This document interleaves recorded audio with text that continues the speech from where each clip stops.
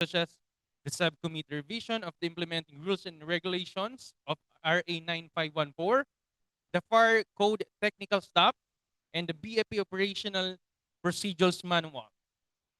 Furthermore, his contributions to the two Serendra Explosion Inspection Team, the CNG, Technical Working Group, and the PPSC Corps of Instructions have been invaluable. He has also been recognized for his excellence in education, receiving the 2015 NFDI Founding Anniversary Best Guest Instructor or Professor Award and the 2017 NFDI Founding Anniversary Outstanding Guest Instructor for Uniform Personnel. With his vast experience, passion, and dedication, Fire Inspector Goles has been a pivotal force in shaping the future of fire protection and mechanical engineering in the Philippines. Thus, it is privileged to have him with us today to discuss fire safety measures, general requirements, and classifications of occupancy under the revised implementing rules and regulations of RA 9514. And to share his expertise in the field of fire safety engineering, please welcome retired Fire Inspector Edwin M. Goles, sir.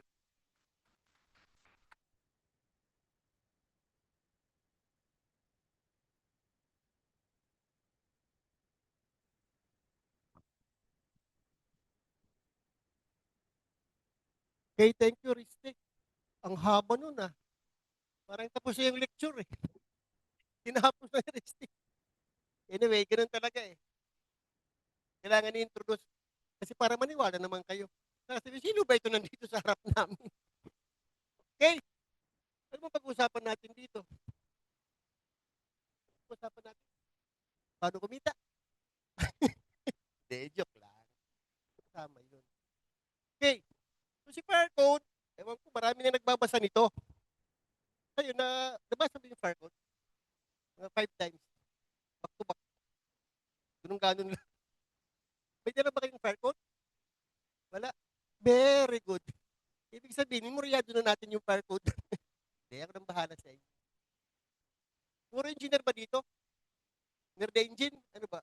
Engineer, nerd engine? Engineer kasi yung requirement natin. Kasi plan evaluation to eh. So, si BFP, itong pinakamayabang na profession. Kung hindi ka engineer, nagpa-plan evaluate ka. Diba? Katapos, ang i-evaluate mo yung gawa ng architect, gawa ng engineer, tapos pag makakomment ka, ganun-ganun na lang. Ipinaghirapan ng engineer yan eh. 5 taon yan nangupya doon sa eskwelahan eh. Bago yan nakapag-engineer eh. Ganun yan eh. Tapos ikaw, major in PE ka, ikisikisan mo lang yung plano. Grabe mga bahanat na yan. So ito ang ginawa ni BFP. Kasi nagagalit sa atin yung madlang people.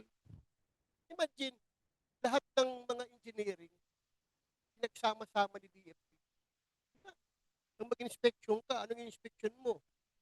Ilang bang kailangan na engineer sa paggawa ng building? Sa dalawa. Wala, yung foreman na lang. Eh, yung contractor na lang, siya nang bahala dyan lahat. Ilang bang kailangan na engineer para itong kasama ko dito sa pag-design. Ito dito na, ito itong Binsangan Hall, tama-tama, meron kaming lecture. Binitbit muna ako dito. Kasi nakita ko yung mga sprinkler head na ito. Hindi ba nag-design ng sprinkler dito? Kaya pinabago ko yung layout ng sprinkler head na yan. Sabi ko, patay tayo dyan. Pag nadaanan tayo dito ng marunong-runong, kasi BFP, tama ba yung spacing yan? Although hindi ko topic yan. Pero yan mga ini-evaluate natin. Bibigyan ng mechanical plan. Pati electrical, pinagkikailaman mo. Ano sabi ni Farcod? Yung related lang, relative lang. So, yung mga load, pati mga load. Hindi atin yan, kaya may electrical engineer. Ang related lang kay fire, anong most related kay fire? Secondary, genset. Kailangan pero wala sa fire code yan. Kahit ganyan mo si fire code, wala dun. Yun ang mga sistema natin na wala sa fire code, hindi ko alam hinahanap natin during inspection. Sabi ko sa mga inspector, paano hindi in-inspect yung gasolinahan? Ang daming gasolinahan dito. Paano natin in-inspection? Kabisado ba natin yung mga provisions ng gasolinahan? Hindi na inaabot ng pag-aaral natin yan. Kaya si BP, magaling na tayo pag-building. Building, imagine nung website noon, may nakalagay doon, findings, gasolinahan ha, inadequate of exits. Ha? Kano pinangalan yan? Inadequate pa. Yung pala yung inspection, yung convenience store. Di ba may mga convenience store? Ano pakialaman yan? Kay glass naman yan. Di ba? Inadequate of exits. Recommendation. Provide exit. Eh wala na nga. Open na nga siya. So yung mga basic ba na pag hindi ka guided, kaya pag pumupunta ako ng mga 40 hours, sinasabi ko sa kanila, hindi ako nandito para itahin yung mga ginagawa niyo. Nandito na ako para i-guide lang. Sabi ko palagi, ang fire code parang nagigitara. Alamin mo yung chords. Kasi pag alam mo na yung chords, pwede ka na umadlib. Huwag kang lalabas yan kasi pag lumabas ka, sintunado ka. Ganun din si fire code. Sabi ko, every time you conduct inspection, every time you conduct evaluation, pasadahan mo muna yung types of occupancy na yan. Para pagdating mo dun, matibay ka. Tayo, nahihirapan tayo. Tapos, meron pa tayong mga kasamahan din na kahit yung engineer nga nahihirapan, much more. Di ba? Namin ba natin, pati tayo mga engineer, nahihirapan tayo? Kasi walang drawing ang fire code, walang illustration. Puro lyrics. Dapat, binabasa mo na, imagine ka, dapat pornographic, photographic minded ka eh. Binabasa mo pa lang, nakukonstruct mo yung hagdan. Eh, kaso walang ganun eh. So meron naman nag-provide na in-explain nila ang provisions ng fire code. Kaya ako pa nag-discuss ako, although wala akong disclaimer na marami, sinasabi ko lang, lahat na nagli-lecture, hindi yan yung interpretation ng NFPA. Yun ang kanyang pananaw. Yun ang kanyang understanding. Paano naging totoo? Kasi mayroon po siyang mga ginawa. May mga application, implementation, okay naman. So yun na yun. Pero hindi natin alam talaga yung tenor, yung spirit, kung ano yung purpose ng drafter ng NFPA.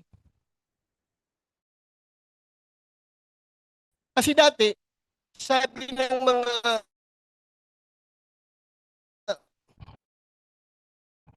academe, oh, Mr. Marcos, President Marcos, senior, pero akong sarili, kasi kukunin ko lang ang applicable sa Philippine condition. Sa NFPA, kasi ang daming doon. Yung ibang yabang, nagbasa na ako ng NFPA. Wow, ang hirap pa basahin ng NFPA. Buti kung handbook. Pag handbook kasi may illustration. Kaya ka magpunikaw, gusto mo malaman, doon ka sa handbook. E dapat dito sa National Office, meron tayo dito ng NFPA books. Eh wala, ipunta ka sa internet, magbayarin ka doon. Dapat, noong pa namin yan, ni-request dito, dapat meron tayo, kaya mag-member tayo. Sila, yung mga boss natin, dapat may member sa kanila ng NFPA. Para lahat ng mga latest edition, subscribe tayo. Kaya na-update. Yun. Sino nag-update sa atin? Yung mga third party. Kaya pag tinignan tayo ng mga third party, ganun lang sila yung mga engineers. Wala kayo, boy. Panis kayo, boy. Luma ng inyong batas. Mabilis ngayon yung trend ng construction. Naiiwanan si fire code. Kaya, diyan po nangyari na nagkaroon po tayo ng revision. So, the best way to understand the fire code is we have to learn yung root talaga. Bakit may fire code? Kasi pagpasok natin sa fire, sino ba nangarap sa atin maging bumbero? Sige nga. Diba? Never in your dream maging wantuha. Diba? Pagpasok mo, yabang-yabang mo, engineer po ito. Akala niyo yung katapat niya, nag-interview ng engineer, boy, engineer din ito. Linis ka muna ng kubeta. Yung ibang mayayabang, ayaw, takbo na. Magpapakon, engineer ako. Purpose tayo, engineer tayo dito. Kaya pag mga basic yung tinuturuan ko, sabi ko ang BP, takbuhan ng walang trabaho.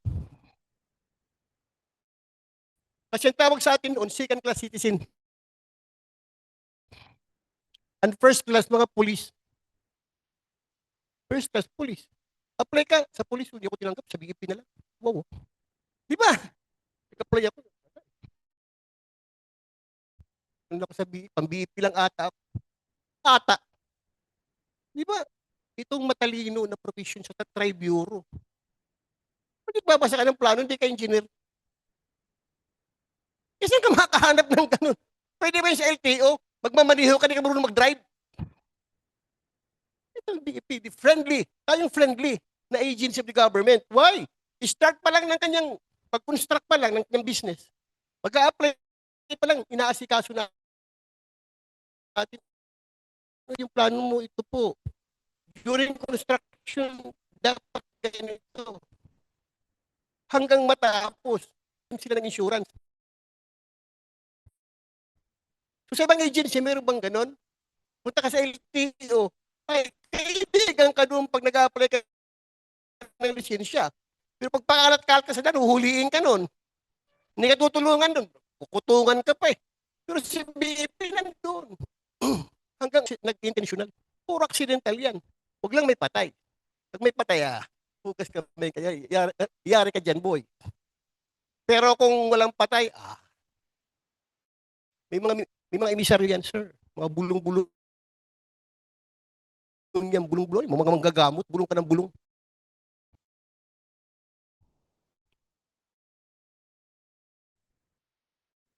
Sabi, kaya walang gusto maging inspektor. Gusto puro inspektor. Doon, paldo doon, boy. Pag ibinigay sa'yo, bug, bug, bug. Naka-rubber band yun, baka magkalat eh. Dami eh. Eh dito, para mga gusot-gusot eh.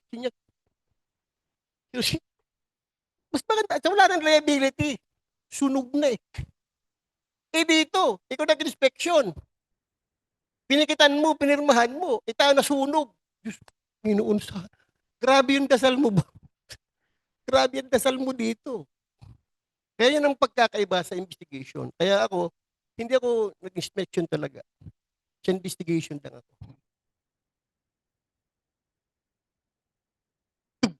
Tug, tug. Gumabalintong boy. Gumabalintong. Kalahating manok. Isang manok.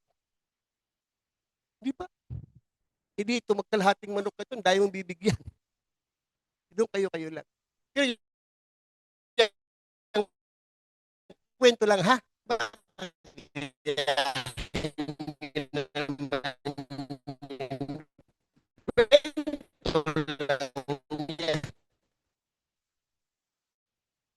Ay, sing intro ko na, mamaya uwi na tayo. Okay. So, pinaliwanag na lahat. Ito. So, dito muna tayo sa intro. Bakit ba ang fire code natin ni-revise?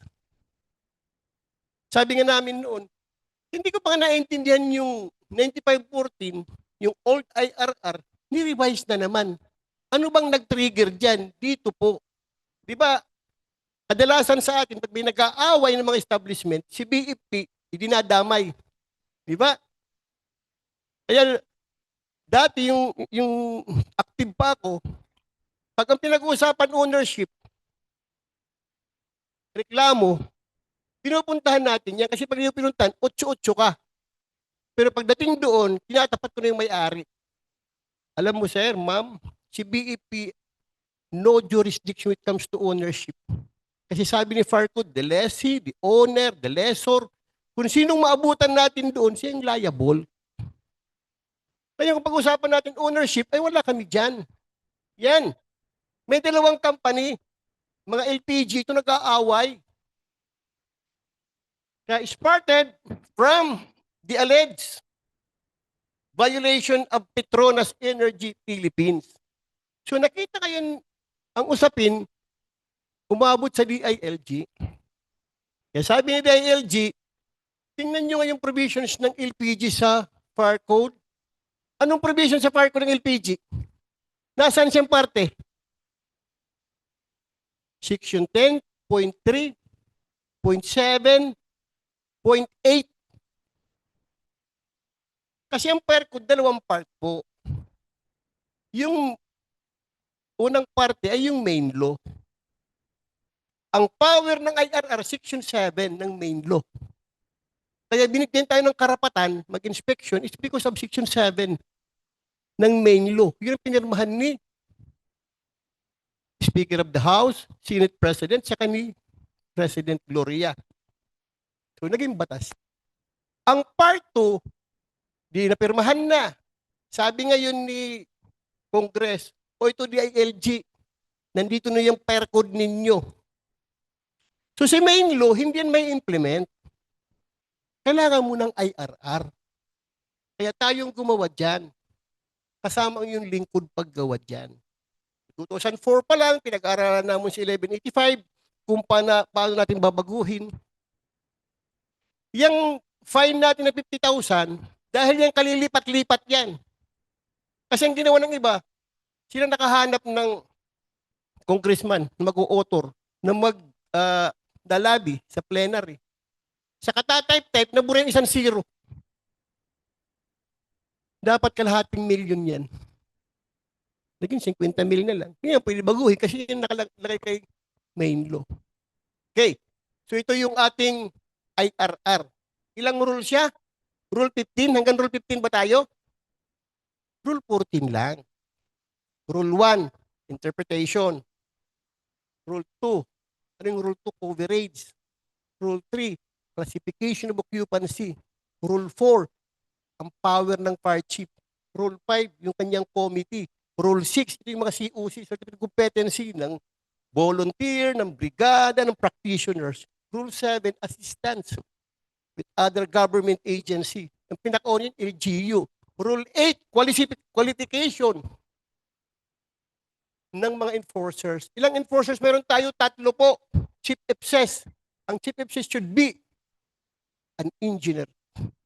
Yung nakalagay doon, kung wala na talaga in UP, engineer for ang kanyang plantilla position. Sunod, plan evaluator. Dapat architect engineer siya. May 1 year sa service. Tapos, 3 years kung hindi ka engineer. Sunod, inspector. Ang inspector kahit hindi ka engineer. Pero yung dalawa na yan, kailangan nag-undergo ka ng relative training. Ito na yun.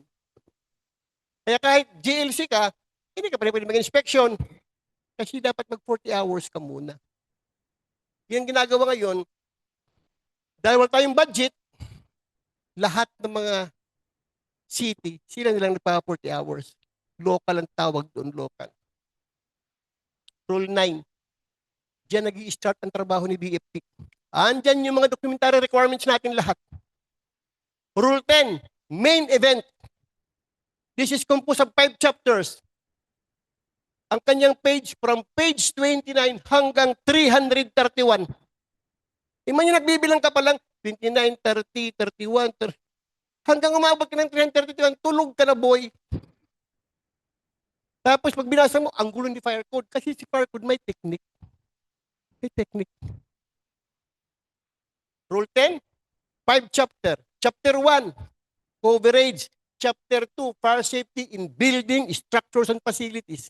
Chapter 3, fire safety for hazardous materials. Chapter 4, fire safety for hazardous operation. Chapter 5, miscellaneous fire safety. Ang pinakamahaba dyan is Chapter 2. This is composed of 21 divisions starting from Division 1 is scope. Division 2, general requirement. Yan ang pag-usapan natin ngayon. Division 3, classification of occupancy. Division 4, hazard in the building. Division 5, means of egress. Division 6, features of fire protection. Division 7, building service equipment. 8 hanggang 19, hanggang 18, hanggang 19, itong different types of occupancy. Starting from places of assembly, educational, child daycare, residential board and care, health care, detention and correctional, business, industrial, storage, plus dinagdagan pa natin ng special structures. Ay lahat ng mga na-inspection natin, lalo na pag mga photovoltaic, yung mga solar, walang provision si fire code. Yan ang mga installation na nag-uumpisa ang sunog. Kaya inadapt natin ngayon starting from aerodrome, nandyan yung ating windmill, photovoltaic. So marami siya. Yun ang dinagdag dito kay fire code. Kasi maraming mga installation ngayon, di ba yung mga bundok ngayon, binabalutan na ng solar panel. Di ba tayong provision eh. Pagpunta kay fire, ay wala kami niyan. Anong gagawin natin diyan? Ikaw, kung anong gusto mo, sige. Bigyan kita ng, sige. Ganun ang nangyayari. Kaya dinagdag. Pinag-aaralan ba natin ngayon? Wala nag-aaral dyan. Nabasa niyo na ba yan? Yung ginagawang subway ngayon? Hindi ka natin alam yan kung paano yan minsabigress dyan. Subway ka. Ano bang ilang metro ba para yung interval ng kanyang minsabigress? Kasi nung unang sinurvey yan, nasa underground ka eh. Pag ito yung kanilang sukat, kasi parang 760 meters, may kasi ang bagon dyan, hindi kagaya sa LRT, nagkakakitaan. Full, ang separation yan, talagang full partition yan. Hindi mo makikita yung papunta doon, sa papunta dito. E paano pag nagka-problema? Saan ngayon ang minsabigress? O sinurvey nila, 760 meters, pagkaganyan nila sa taas, kusina.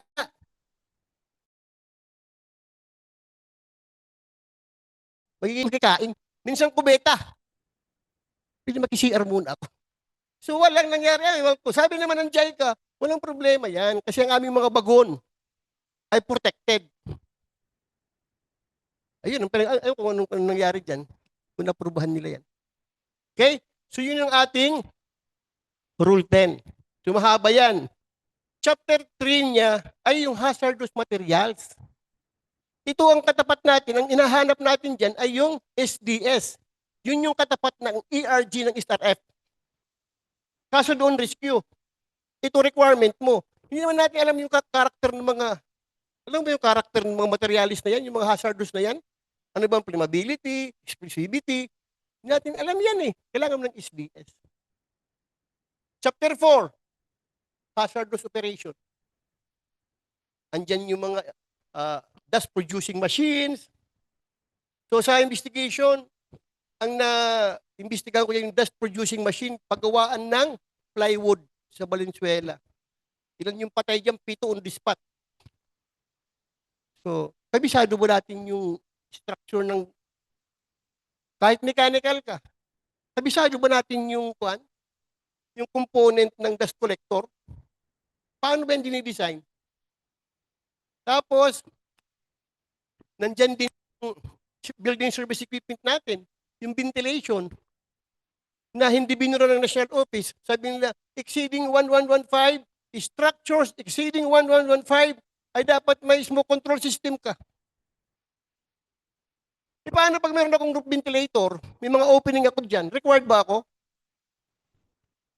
Wala na. Tamimi lahat. Kaya dinefine nila ngayon ng National Office. Pinagalitan muna nila. Pero actually, kasalanan nila yan. Kaya sabi ko, Engineer Miranda, burahin nyo yung 1115 na yan kasi para sa sprinkler yan. Hindi yan intended dyan sa smoke control system. Hindi yan para dyan. Hindi nila nabura kasi kahiyaan na eh. Dinefine ng mga lawyers natin. Pero actually, hindi para yan dyan. Ano ba yung sukat ng mga storage ngayon? Yung mga Shopee na lang.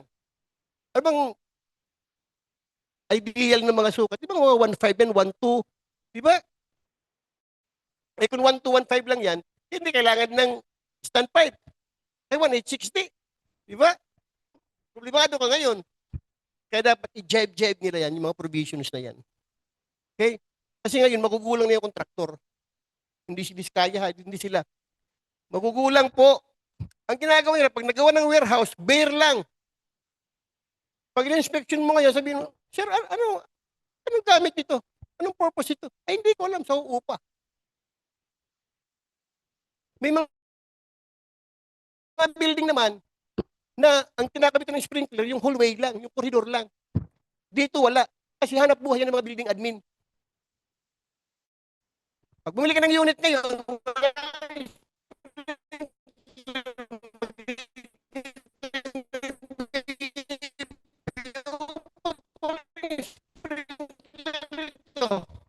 okay, ngayon, meron na. Ay, nako. Yan ang mga style nila ngayon para kumitang mga engineers doon. Steerable pressurization, ganun din. Okay? Intro pa lang yan, ha? Kaya abutan tayo dito siguro ng mga December 3. Okay, nag-away-away, sabi ni LG, bisitahin niyo nga si LPG. Tapos, nagbago. Lahat na. Tirahan niyo na lahat. Kaya sinama na lahat. Subsequently, i-revisit ang fire code daw. Ito si Price Gas ang kaaway nila.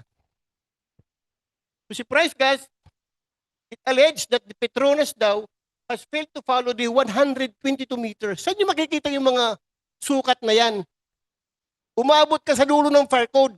Nandun yan sa likod yung mga annexes. Kaya kung yung basa mo dito lang, hindi mo makikita. Nasa dulo yan ng fire code. Yung mga table doon.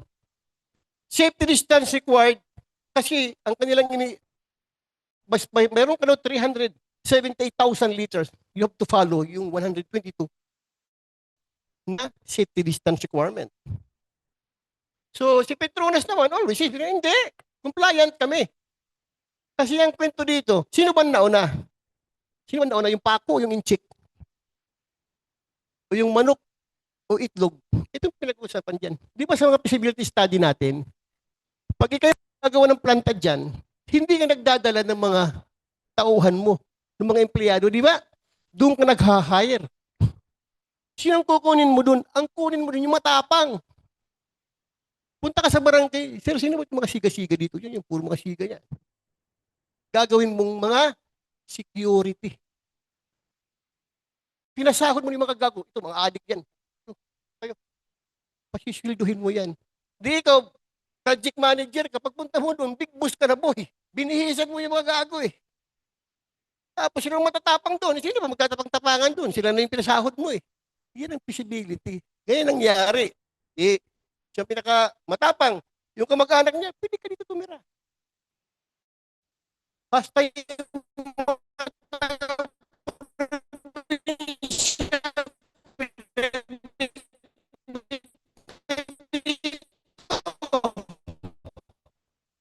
nagtayo ng bahay. First nila, doon sa planta, magtatayo, lumapit na. Kaya, yun naging violation nila. The chief of the BFP, anong ginawa? Ni Sir Romero, sabi niya, yung facility na yan, yung facility in Barangay Lantad, yung inspection po, 4.5 million liters. Imagine kung sasabog yan. Christ Jesus, Son of the Virgin. Happy birthday, Mama Mary. Saan pupulutin yung mga tao na yan? You know, 4.5 million liters has to follow the safety distance. Siyempre, ayaw yan ng RD nila. Sabi niya, said that the argument of Petronas that the safety distance requirement provided under table. Yan, naka-table yan ha. Punta ka sa dulo ng fire code, nandun yung mga table na yan. Dati kasi sa lumang IRR, naka-indicate doon. Kaya nagugulo ka magbasa. Ngayon, isiniparate siya, inilagay sa likod, ni-refer ka doon. Table 26 ng IRR natin does not apply to bulk.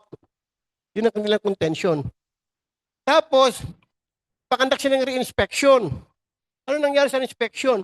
Kaya noong 2013, yung ating RD, babae po ito, si ma'am, hindi niya nagustuhan ang findings sa National Office.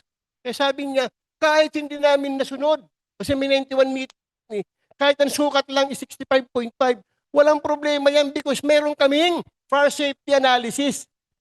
Ha? Habang sumasabog, bakit sumabog? Meron kaming fire safety analysis dyan. Pwede ba yan? Kaya hindi pumayag ng National Office. Sabi niya, ni-reverse. Sabi niya, Table 26, sabi ng National Office, does not apply to bulk plant. Is absurdity. Kalukuhan daw yan na findings ninyo. Nag-aaway sila dyan ha. Because while the lesser container has to observe the minimum setback distance, the bulk container that contains more hazardous substance is not required or is allowed to reduce the minimum setback distance. Yun naging usapin dyan. Tapos, sabi ni Sir Romero, National Office, that ang LPG daw, especially distance of LPG container with respect to building or line of adjoining properties cannot be built upon, that can be built upon cannot be reduced. by mere submission ng fire safety analysis. Dapat sumunod ka. Kasi dinefine na ni fire code kung yung mga distansya na yan. Hindi mo na kailangan din maggawa-gawa ng mga write-ups, mga reason, na although we are compliant, we have a fire safety analysis, hindi pumayag ang National Office. Sa ngayon, hindi natin alam kung nasaan na yung usapin na yan. Pero, noong 2013, nag-expire yung kanilang ITSIC. I don't know kung nasaan na yun yung... Pero ito, ang ating lang po purpose dito, ito nag-trigger. Ito nag-trigger. Bakit si fire code? Yung old IRR. Nakikita niyo yung mga lumang manual, yung kulay pula, yung kulay blue, yung kulay yellow, yung mga ganyan lang kakapal. I-incorporate na yan dyan. Diyan ay kinincorporate. Balik tayo sa pinagmulan niyan. So, sa mga bago, itong kulay orange, ito yung issue sa atin yan, issue. Yung kulay pula, may publisher, pumunta kay BFP, nagipagkontrata. Kami po ang mag-print ng libro na yan. Kaya dati, makikita mo yung sa National Bookstore. Okay? Kulay pula. After 31 years, yun nga sinasabi ko kanina, pinagtatawanan tayo ng mga engineers, mga architects. BFP, luma na ang fire code ninyo. Hindi na siya nababagay sa trend ngayon ng modern construction. Kaya, yan na nga, pinirmahan ng December 19. Kaya dito, pag nag-40 hours, number 1, hindi mo masagot, yari ka dito. Number 1 na tanong, sa 40 hours, ano yung batas natin? 95-14, 14-95. Pag hindi mo masagot yan, goodbye ka, boy. Hindi na sisikan yung papel mo. Number 1 pa lang, hindi mo alam 95-14. Binago kasi. Ewan ko. Hindi na 514 ata. 5149. Ano yan? Sure tres. Yan. Kaya, nung November 18 po, doon natapos yung ating old IRR. Yan, kasama yung lingkod yan. Okay? Kami yung mga fire safety engineering noon. Kami yung first batch ng fire safety engineering sa Piatti po yan. Okay? Okay. Ito yung ating secretary. Siya yung kanyang ating RD. Now, bakit ngayon binago si fire code? Ano bang rationale? Itong rationale, in a country where tragic fires leave people devastated, but not resolute in preventing them, and at the time when firefighting capability hardly catches. So ito ngayon, kaya binago ngayon sa atin dito. Di ba may mga OLP tayo? May nakikinig ba sa atin? Sumasayaw-sayaw tayo dun sa mga... May nakikinig ba sa atin? Sabi ko sa kanila, para may makinig, dapat meron kang supot. May sardinas, may noodles. Yan, pupuntahan ka dyan. Kailan ba nilunch yan? Nilunch yan during pandemic. Yung mga tao gutom eh. Kaya ang ginagawa ng fire, picture lang. Picture, send na sa ORD. Yung ginagawa dyan. So yun yung mga sunog, ozone disco. Diyan tayo ginulat. Anong problema sa ozone disco? Yung kanilang mga pinto, puro papasok. Yung kanilang main entrance, as vestibule, puro papasok. Kaya kung makikita mo yung picture, nandun yung 119 na patay. Ilan yung namatay sa ozone? 162. Nung nag-aaral kami ng fire safety engineering, kinuha namin occupant load dyan. 100 lang dapat ang tao doon. Imagine 162 plus yung nakaligtas pa. Di parang sardinas sila doon. Manor. Ang Manor, may sekta pumunta ng Manila, nagtitipid. Doon sa Manor sila. Hindi kayo kasya dito. Hindi, kahit sa hallway na lang po. Eh, siyempre mainit. Nag-improvise ng mga saksakan. Hindi nag-overload. Tapos sarado pa yung mga bintana. Valenzuela fire. Ano ito? Pansamantagal. Habang nagwi-welding, hindi kumuha ng hot work. Nagwi-welding, tatalsikan yung mga ember, yung mga flux. Ang ginawa, nilagyan ng luna. Ilang degrees po ang welding? Ilang degrees Fahrenheit ang welding? 1,500 degrees Fahrenheit yan. Kaya yung kamay mo, natouch mo lang yan, lapnos ka agad yan. Imagine 1,500. Eh yung mga sako na yan, blowing agent. Yun yung pampalambot ng tsinelas natin. Chemical. Uh, hazardous kwan siya eh. Mga pellet kasi. Dumiretso lang. Eh dahil may luna, hindi na nakita na may nakalusot doon na baga. Mamaya, umusok na. Black thick smoke. Instinct, extinguisher. Di nagka-pressure. Kumalat ngayon. Ang pinto, discharging inside the building. Yung isa. Yung hagdan. Kaya doon namatay yung 67 ata namatay doon. Kasi yung iba, yung kasi 72 ang patay dyan eh. Yung iba, may nakatakbo. Tanghali. Mas muro kung gabi na sunog. Yung tanghali na nga eh. Tapos yung katabi niya, batching plant. Kasi kami nandun kami eh. Itong batching plant na ito, siguro ang distansya, mga 3 meters lang. Nung bintana na yan. Anong ginawa ng batching plant? Nagsarado. Hindi nagpapasok. Kaya na pumunta kami doon, ano ba yung sinasarado mo dyan? Ano nanakawin dyan? Mga buhangin? Mga post trap? Yun ang ginagawa nila eh. Eh kung tumulong kayo, ang daming mixer, tinalian ng kadena, o kay anuman, yung bintana na yun, nabubuhay mga tao doon. Kinabukasan tuloy kasi darating si Marrojas, open na open na.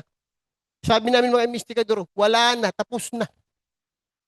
Isarado niya ulit nilang yan. Wala na, tapos na. Dapat kahapon yung ginawa yan. Sana nabubuhay mga tao dito. Ang mga tao po dyan, hindi ba empleyado? Mga pakyawan lang.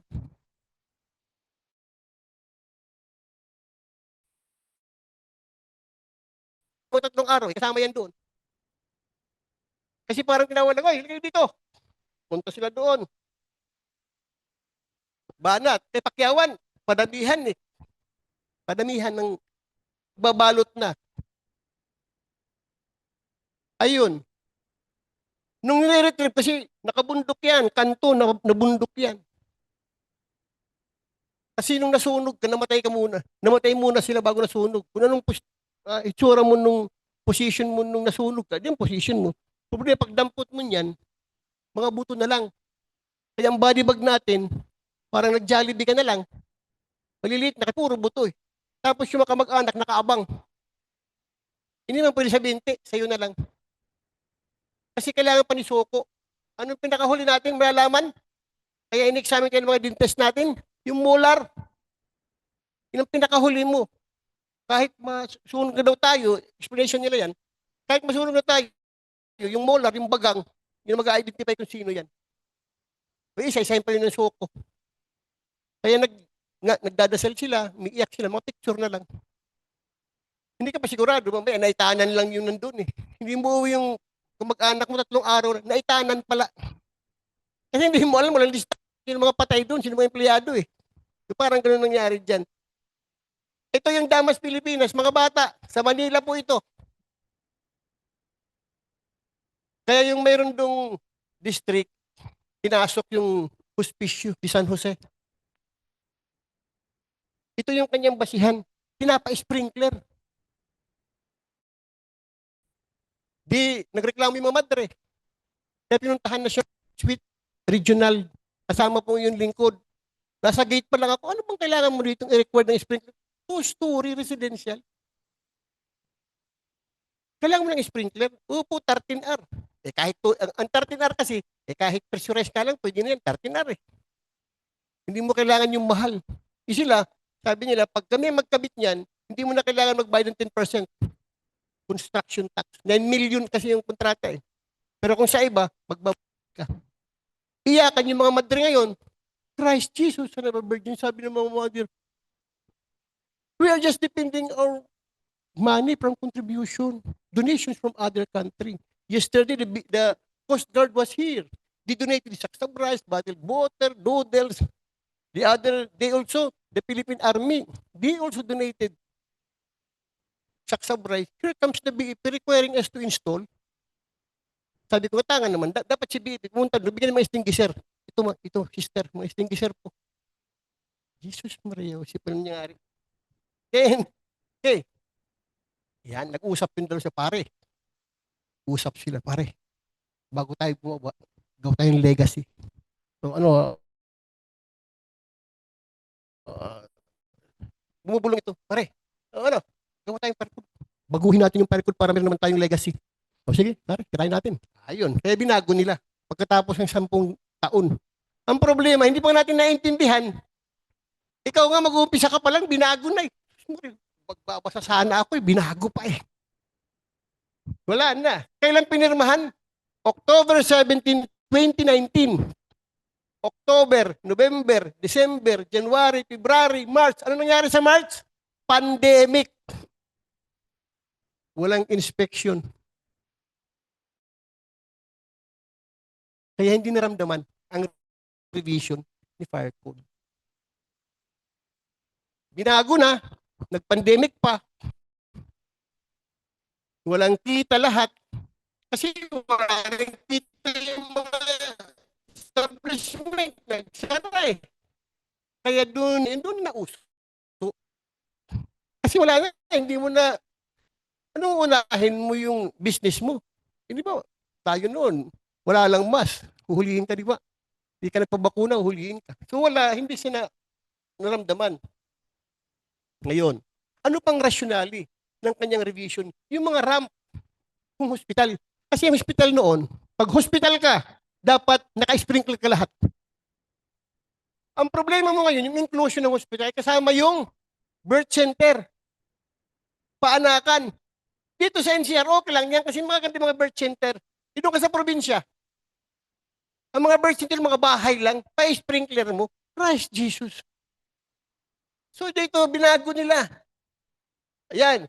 Ang location ng ating mga ICU, kasi sabi nyo, it must be located over, 1 floor over and above of the floor of exit discharge.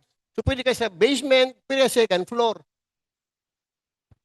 Yung ICU, sino una nag-violate dito? Makati Med.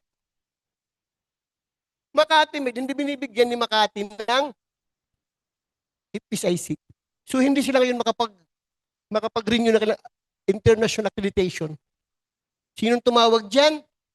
Si MVP. Kasi kay MVP yan eh. Kay Manny yan. Hindi si Diniega, si Manny, Pangilinan may-ari, tawag kay Pinoy. Pinoy tawag kay Perchip.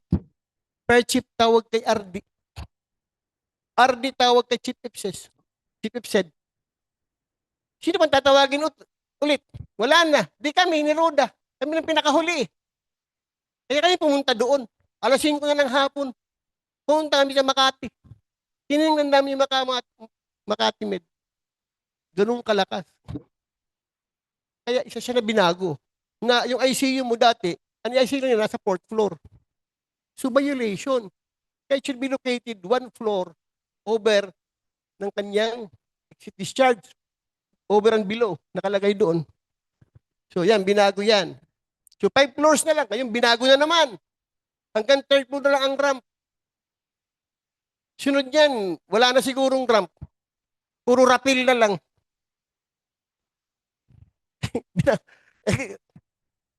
Ano pa? Yung mga call center nagreklamo. Dati kasing call center nag-accused. Di ba? Ngayon ang call center, lamesa na lang, nagkaharap na lang sila. Mga laptop na lang yung hawak. Kaya binago natin, ginawang 4.6 na lang.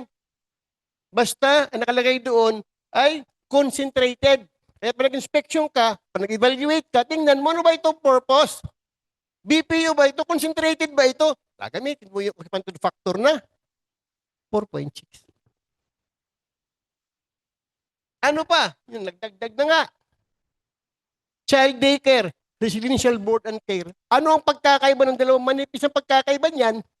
Pag sinabing daycare, dapat yung bata, wag mong paabutin ng 24 hours. Bawa si nanay, si nani. Si nanay may nani. Nasipulan ng magpitisbol. Naitanan. Wala nang bantay yung baby. Eh yung pinagtatrabahoan ni ma'am, kasi meron doon daycare. So pagkatapos ng trabaho niya, pagkatapos sila ni sir gumawa, ng mga gawain ba? Yun.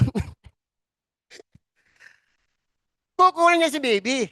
Kasi pag pinaabot niya more than 24 hours, hindi na siya child daycare, magiging residential board and care siya. Yun ang pagkakaiba dyan, ha? So, before 24 hours, kunin mo si baby, iuwi mo na. Di pa alam hindi, ganoon na naman sistema mo. Kasi pag punta kay residential board and care, may board and lodging. Yung home for the aged, yung mga 9344, yung JJ law, yung mga child in conflict with the law, dito papasokin yung residential board and care. May tulog, may kain na. May tulog, may kain pa. Pagkaiba ha? Ito, fixed guideway. Ito na yun. Ginagawa dyan ngayon from Valenzuela to airport. Kaya matraffic sa Mindanao. Ito yun. Historical structures. Basta wala silang certification ng galing sa NHCP, National Historical Commission of the Philippines, they are considered as regular building lang sila. So they will undergo inspection ng provisions of fire code. Offshore. Ito yung CNG. Ang CNG po, nasa Palawan. Piniping yan underwater. Binitbit yun sa Mamplasan. Kasama yung link ko dyan mag-inspection. Tapos, mayroong mga sumali ng mga buses, ang kanilang fuel, hindi po diesel, kung hindi CNG. Anong mga buses? Yung HM, yung Homer Mercado, sinasakyan natin dyan sa may Cubao, papuntang Calamba. Ano pa? RRCG. Yung mga inspection natin yan. Itong offshore na ito, itong CNG na ito nagpapatakbo. Itong ginagamit na power ng sa Shell. Yung kanilang planta doon. Yung nagpapatakbo CNG. Turbine. So mayroon pa dito ngayon sa 4A, sa Rizal, tsaka sa Norte. Eh siyempre, ito yung pinagmamayabang ng gobyerno. Na hindi natin kailangan ng mga diesel power plant. Hindi natin kailangan ng steam power plant because we have this renewable energy. So sabi na ng DOE, hindi pa natin kaya yan. Hindi pa natin pwede alisin yung mga steam power plant. Okay? Solar photovoltaic. So yan yung sabi ko kanina, binabalutan na yung mga bubong, mga bundok. So pag pumunta kay fire, wala tayong provision. Kahit ngayon, may provision pero maiksi lang. Ituturo ka pa rin sa NFPA. Okay? Motion pictures. So, ito bihira kasi hindi naman lahat ng mga city ay may mga TV patrol. Covered sila dyan. Channel 7, Channel 5. So, ilan lang ang mayroon yan? QC, Mandaluyong. O kaya naman, may production. Just like yung CCM, kay Coco Martin. Pag nag-shooting sila dyan, hahanapan natin, sir, nagbayad mo kayo ng 2,000 para dito. Pag wala, pwede mo singilin sila. Every time na mag-shooting doon. Pero one time, big time lang, ha? Hindi pag-shooting, singil ka. Ha? Isa lang. Isa lang. Hindi yan. Yun ang problema sa transport. Di ba yung mga flammable? Pagkarga, bayad. Pag-diskarga, bayad. Di following week, nagkarga, bayad. Sa diskarga, bayad. Sabi ng mga nagbi-business dyan, wala na kaming ibang ginawa kundi maghanap buhay para sa inyo. Isang beses lang. Kasi pinag-uusapan yan, hindi yung pag-load. Ang roadworthiness ng sasakyan na yan, yung binabayaran sa atin. Kasi nga, imagine sa EDSA, tumutulo. Tatakbo sa EDSA, sumisirit yung LPG. Yun ang binabayaran, yung roadworthiness ng mga sasakyan na yan. Kaya nag-i-issue tayo ng conveyance. Dahil dyan. Hindi yung pagka-discarga, pagkakarga. Kasama na yun. Kasi although nakalagay doon, to load and unload. Pero ang bottom line talaga is roadworthiness ng mga sasakyan na yan. Okay? So yun yung mga naidagdag. Yan. So, ngayon, kaya sa mga local, may mga local tayong mga minsan enhancement, minsan 40 hours kung may pera. Kasi nga, kahit naka-GLC ka na, hindi ka pa rin pwede mag-inspection. Sa investigation naman, kahit naka-GLC ka, basta wala kang FIC, Dati kasi paiyot yan eh. Binago kasi pangit pakinggan eh, paiyot. Di ba? Binago if IC na lang ngayon, parent investigation course. Para sa mga CFTU practitioners natin. Kasi dati, pag walang competency pa, pag nag-inspection ka, iikot ka. Ang pinasasama yun sa'yo, janitor. Anong malay ng janitor? Sir, nasan bang ating parpang? Diyan ata. Diyan. Sir, ano ba yung kanito? Cut-off cutting? Ano yun? So wala kang matinong kausap. Minsan security guard. Yung security guard tsaka si safety, magka-opposite yan. Gusto ni security guard palaging sarado. Gusto ni inspector palaging bukas. Di ba? Kaya ang ginagawa niyan pag inspection kayo, nag-evaluate kayo ng mga plano, building. Ang ginagawa ni security, nilalagyan niya ng magnetic lock sa taas. Pag nilagyan ng magnetic lock, hindi na maglalapat. Tinatanggal yung latch ng panic hardware. Di binayulit mo ngayon yung provision na nasa niya, lahat ng doors ay positive latching. Dapat may latch siya to hold expanding gases. Binayulit mo ngayon. Yan ang problema ni inspector at saka ni security guard. Marami na akong nakitang ganun. Kaya, hindi sir, kasi dapat sarado palagi. O, tama naman kayo. Pero dapat ito nakabukas. Okay, may re-entry ka. Okay, yung mga pagkakaiba dyan. Kaya, nagpapakandak tayo ng ating mga personnel ng 40 hours. This is sa Cavite po ito. Cavite. Nagpapaniwala sa akin, kaya yun. Tinira natin. Ngayon, pag yan ang mga warehouse mo, anong requirement ngayon dyan? Kulay green. Di gulong. Para mabilisan na lang. Wala bang ibang adlib muna? Dapat, kasi ganito yan, sir. Pero inaispatan mo na yung D22. Tapos, kunyari, paalis ka na. Ay, sir, patingin, gumagana bang extinguisher? Nakakita pa talaga eh. Pero hindi niya, yun ang pakay mo talaga eh. Umadlib ka muna, yabangan mo muna. Alam mo sir, yung mga flammable na yan, ang mga flash point niyan, yun ang tinitingnan natin dyan. Alam mo ang plus point po sir ng gasolina? Negative 45 yan. Kaya matapon lang yan dyan. Talagang, ganun mga bahanat mo muna, pero yung digul, iniispatan mo na boy, iniispatan mo na. Kasi makagalit si Hepe sa'yo. Sobrang galing ka, wala ka na noon. Puro kagaling, puro kagaling. Doon ka sa tindahan ng pako. Patukan ng manok, doon ka, puro kagaling. So pag mga ganyan, so doon nalalabas yung ating mga talino. Kasi ito, nasa chapter 3 na tayo ng fire code. Fire safety for hazardous materials ka na ngayon. So pasadahan mo yun. Marami yan dyan. Depende kung anong chemical po involved dyan. Yan. Ito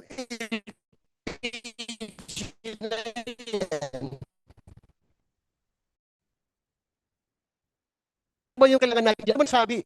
10.3.7.8 dyan.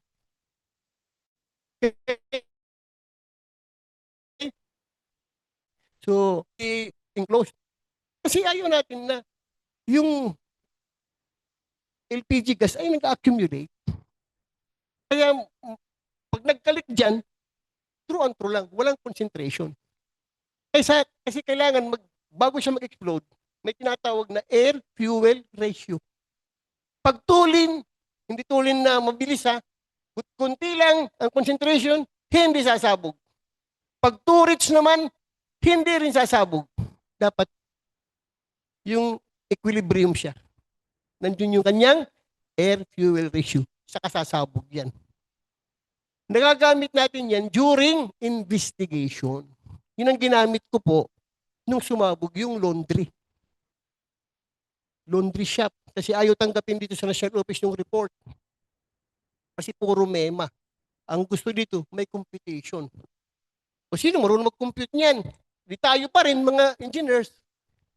Di ba? So, ang problema, hindi ka pwede inspector, hindi ka rin pwede at the same time, investigador. Pagdating sa mga istasyon, pipito lang ang tao ko. Paano ito ngayon? Sino mag-inspection? Sino mag-imbestiga? Eh, bawal naman itong mga... Pero may panukala kayo, pagsasamahin na daw si EPSED at saka si investigation. Paano kaya? Hintayin natin. Okay. Ngayon, hawak-hawak mo si fire code. Tatanungin ka, Sir, ba't ganyan yung design ng fire code ninyo? Ayan ang gusto namin eh. Ha? So itong explanation po. The covered up the fire code into modernity. You know, depicts the vision of the new IRR to be more responsive and adaptive to the current trends of fire safety and building design as it to usher in a new era for the BFP. Yun ang cover niya ha. It contains the design icons representing the significant new provisions yung diniscuss natin kanina. Yung idinagdag. Fixed guideways, airport, solar power, conveyance, tsaka yung mga wind turbine na yan. The map of the globe with the Philippines at the center depicts the vision of the fire code an internationally recognized safety standard. Hindi natin kailangan sa NFPA. Ito, si Tocayo, Engineer Mejia. Paras kami niyan. Kaklase kami for safety engineering. Siya yung advisor namin sa PSME, yung Fire Protection Technical Division. Kung nakakapagatin kayo tuwing Sabado, may free webinar. Katin po kayo doon. 75 pesos lang po yung certificate. Governing board po ako. Kasama ako dyan. Akong pangalawa nag-lecture dyan. Si Tocayo, minsan lang nakikinig sa kanya. Kasi ang ginagamit niya, puro Qatar standard eh. Sabi ko si Sir naman, yung Philippine standard naman gamitin natin. Puro yan ang kanyang sa amin, sa Qatar, sa Qatarman. Dapat, kaya nung Sabado, nag-attend ako sa kanya nung lithium-ion battery. So yun palagi, dito sa Qatar kasi may mga charging pan na yan. Sometimes natatamad ka na makinig. Pero hindi niya alam sa Pilipinas meron na gayon. Sa Las Piñas, Robinson, meron doon charger na. Charging ng mga lithium-ion battery. So, di ba yun ang sumasabog? Di ba yung may video sa elevator? Totoo ba yan? Hindi yan totoo eh. So, may explanation si Engineer Mejia dyan. Kaya maganda yung lecture niya. The bands of red and orange ribbon symbolizes the stringent enforcement policy of the BFP. Kaya lahat po ngayon ng mga penalty ibinigay na kay Marshall. Si Marshall ang powerful ngayon. Dati kasi public nuisance, si fire chief lang. Ngayon hindi na sa kanya NTCB, regional, hindi na. Siya na ngayon. Pero pwede siya humingi ng tulong. Tapos, tayo lang po ang sole law enforcing agency. Kasi itong ating mga counterpart, yung mga PESA, ang tingin nila sa atin, mga ganyan lang. Kasi after masunog po yung Resorts World Manila, nagpa-seminar si SOPI. SOPI, Safety Organization of the Philippines Incorporated. Ito yung pinakamalaki na STO, Safety Training Organization. So kami nagli-lecture doon. Ang nag-attend sa amin ng mga engineers from PESA, 19 engineers. Kaya kung matematik kayo, ganun-ganun na lang. Akala nila, parang sa Serendra, yung nag-explode, ang mga pinadala ni Ayala, yung mga big boss nila, lang kakapal ng mga salamin, nagpaka-tablet. Tayo noon, ang ating tablet, ingat, biogesic lang tayo noon eh. Katapos yung suot natin, yung activity shirt natin na yan, di ba yung dating, yung cotton, pag nagpawis yan boy, tapos natuyo, nagmamapamapa yan. Eh ako nandoon, hindi naman tayo kagandahang lalaki. Akala niya, gago lang ako doon. Maitim na, nagmamapa pa. Kaya kung sitayin tayo ganun lang, ano ka dyan? Kami nag-iimbestiga dito, matras ka. Dapat dito wala ka, witness ka lang namin eh. Ganun yung laban natin doon. Pero kung wala kang alam sa fire code, kakainin ka doon boy. Ako umangal ako doon kasi sinusukat-sukat namin yung taas ng detector. Kasi puro nagpaka-LPG doon sa Serendra. Hindi ka pwedeng pa-deliver ng 11 kilogram. High-end na mga sabton yan. Kasi centralized. Sinusukat namin, ang tataas ng kanilang mga detector. 1.2, 1 meter. Sinita tayo. ng mga big boss. Ba't ba sinusukat-sukat nyo yan? Sabi mo naman, sinong taga-picture ko? Si Sir Marteso, si Arda, si Ronel. Taga-picture ko yan eh. Kapitan pa lang yan. Sir, picture. Picture. Kasi documented, dapat documented. Meron kayong whiteboard ba? Kasi investigation, may whiteboard ka. 1.2 from the floor. Sinita tayo ngayon. Kung ikaw sisitain, anong sasagot mo? Ba't yung sukat-sukat mo? Eh, gusto namin bago yung metro namin eh. Patay tayong kabo. Ano yung sasagot mo? Naka-Amerikana sila. Ikaw nagmamapa ka lang. Sabi niya wala yan sa NFP58. Sabi ko nandun, sir. Wala. Sabi ko hanggang saan ba yung basa mo, sir? Baka hanggang gitna ka lang. Nasa dulo po yan. Dapat ang ating mga detectors, kaya pa nakakita ko ng mga itulyukan, ang mga nandito sa taas yung mga LPG, parang ganun ba talaga? Pag kumakain ako ng mga tungyang, nakikita ko, hala, nasa taas yung kanilang 40 centimeters lang from the floor. Yun ang taas ng detector mo. Kasi kung taas mo siya, kailangan ng maraming discharge bago ma-activate yan. Hindi kung nasa taas, hindi kailangan mapuno muna ito ng vapor. Walang pinagkaiba sa detector eh. Detector, smoke. Nandiyan yung makina. Nandiyan yung itinututok talaga eh. Nang abutin yung detector eh. Tama ba yan? Mali yan. Kasi ito, smoke reservoir yan eh. Dadaanan lang niya yan. Mag-activate yan pag bumaba yung usok. Yung ceiling jet, yun ang papaktivate ng detector eh. Parehas din yan sila. So din ganun ba? Kumbaga pati sila nagulantang eh. Mula noon, nirespeto tayo doon. Eh kung wala kang alam, kain ka boy, nga. So, mula noon, nirespeto na si BFP. Sabi niya, bukas 9 o'clock tayo. 9 o'clock ka dyan, bahala ka sa buhay mo. Dumarte ako mga 2:00. Buti meron isang engineer doon. Sabi niya, huwag yung awayin yung BFP na yan. Kasi yun ang ating regulating body. Wala tayong kalaban-laban dyan. Mula noon, nirespeto tayo. Isang Ayala. Dati, wala eh. Gaganon tayo dyan. Gusto hiramin ang fire code natin ni Tessa. Buti si Romero marunong. Sabi niya, pati hiramin mo. Hindi namin pinapahiram yan. Kung gusto niyo matuto sa fire code, invite mo kami maglilecture sa inyo. Yan nangyari dyan. Kasi pag hiniram sa atin yan, ay wala na. Tinain ka na ni Tessa. Eh parehas tayo po, si Tessa is Office of the President. 7619 ang batas nila. RA 7619. 76 ha. Si Fire Code RA 95. Anong latest? Di tayo. 9,000 na eh. Di ba? 7,000 pa lang siya eh. So tayo ang latest. Kaya hindi natin pinahiram yan. Kung gusto mo, mag-40 hours ka sa amin, magpapakandak tayo ng trainers training, at the same time, hindi na kayo mag-lecture. Pero dapat dumaan ka muna kay BFP. Yun ang ginawa dyan natin. Kaya lahat sila nagrespeto din kay BFP. Tapos, nung nasunog si Resorts World, ang batas nila kasi, may nakalagay doon.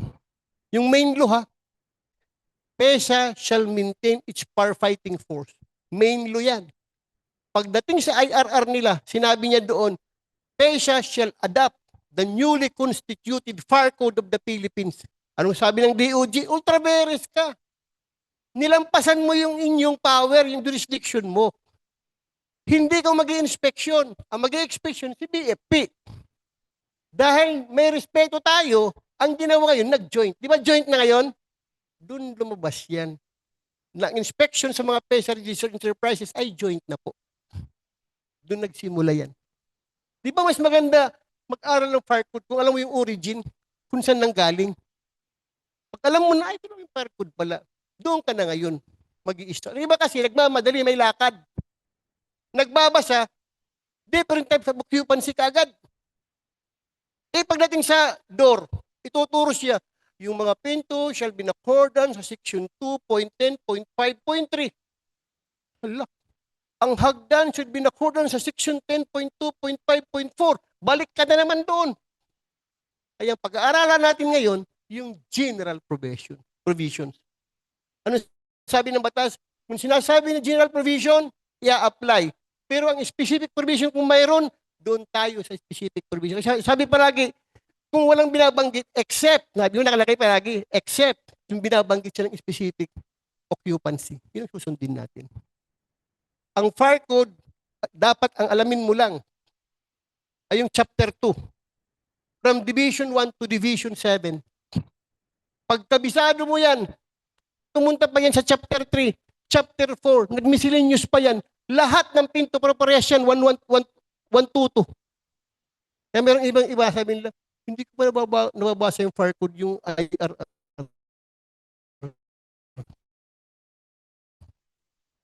Ano babaguhin, sir? Imagine, may pinto dyan, mga building, ginawang 130 na rin, titibagin na naman. Wala, kasi standard po yan, international standard yan. Kaya ang ating, kung magbabasa kayo ng NFPA 101, Life Safety Code, copy-paste po yung ating means of egress. Anong ginawa natin dyan? Binago lang natin yung unit. Sa NFPA kasi English eh. Inches, feet, para meron naman tayong ginawa. Gawin natin mm naman. Centimeter. Yun lang pagkakaiba dyan. Yun lang pagkakaiba. Kung may revision man sa National Office, na-encounter kasi may mga inquiry, dinadahan-dahan natin i-adapt yung 101. Life Safety Code. Yung kinuha lahat yan. Okay? Ito, nangako na tayo sa madalang people. Kaya tayo nag-aaral noon. And we, the lifeblood of this agency, and guardians of your life and country's gain. Imagine yung mga pangako natin. Commit ourselves to seek and provide fire safety and other emergency needs. Si BEP hindi lang pansunog. Kaya yung mga basic doon, nagtuturo kami doon, di ba?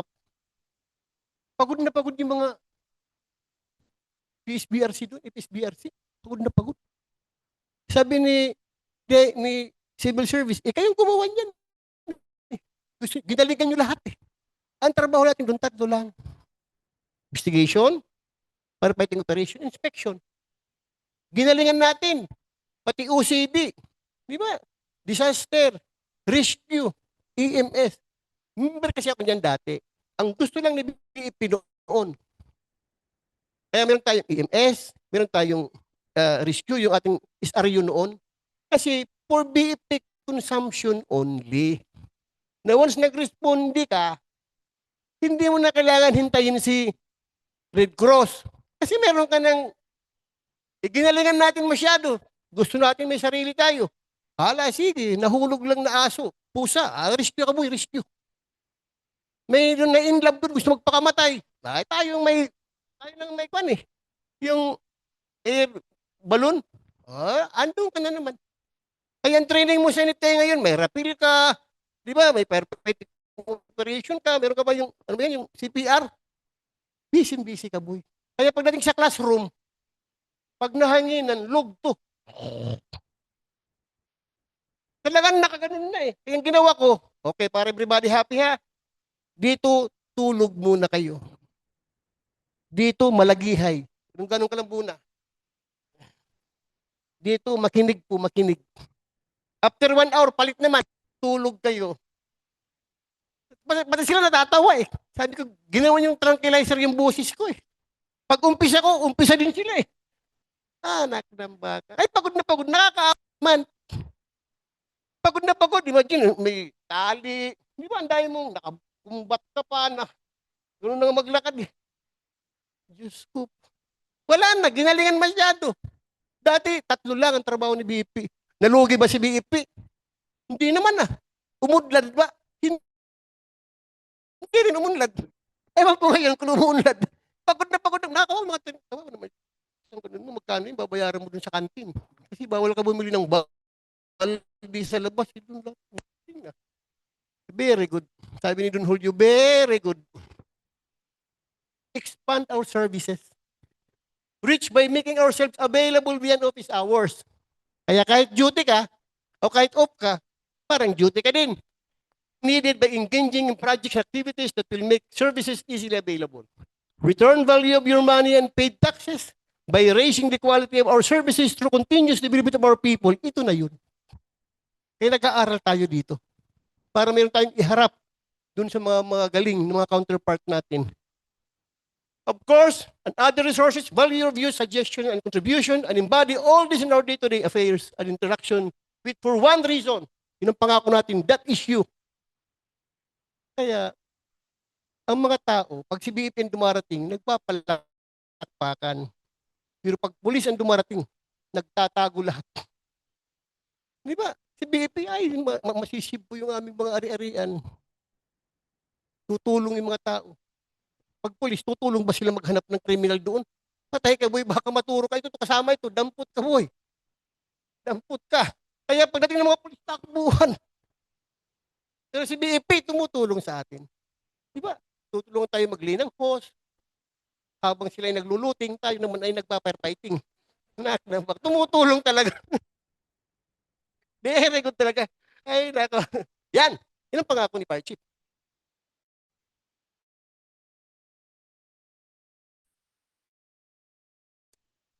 Safe and fire safety. Gusto niya kasi smoke-free sa Pilipinas.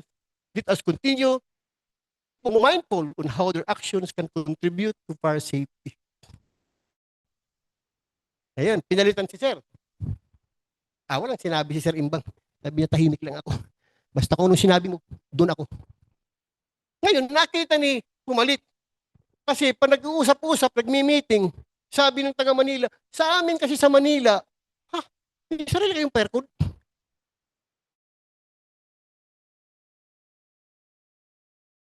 Sa amin sa QC ng isa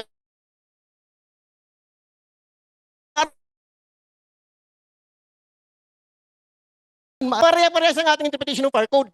Hindi pwede kami, sa amin kasi, isa rin yung fire code. Nakagalit ng mga taga-probinsya. Kasi dati in-invite ako ng mga FAIC. So may suppression, sprinkler. Ang pinag-usapan namin. Sabi ko, dito kasi sa inyo, ang sprinkler dapat ikabit natin sa mga high-rise. Walang high-rise doon, mga nyug lang. Sabi niya, yung fire code ninyo sa inyo lang yan, sir. Tama nga naman, yung mga santol, yung sprinkler natin ba? Sabi ko, balang araw, baka may tayo dito ng mga building at least may provision na po tayo. Sabi niya, hindi sir, yung mga fire code nyo para sa NCR lang yan. Sa probinsya, di ba? Wala naman doon. I-sprinkler mo yung, sabi nga lang, dapat yung Taal Volcano, simintuin na lang yan. Parang hindi na bumuga eh. Pwede ba yan? Sabi ng buhos daw eh, buhos na. Hindi kayo na namin, hindi. Dapat sabay-sabay kayo magluto doon para maubos yung... So yan ang sabi ni sir. Nung natapos siya, dumating na, patay na tayo dyan, boy. Yari tayo dyan. Wala. Diba ko? Hindi po. Si sir na.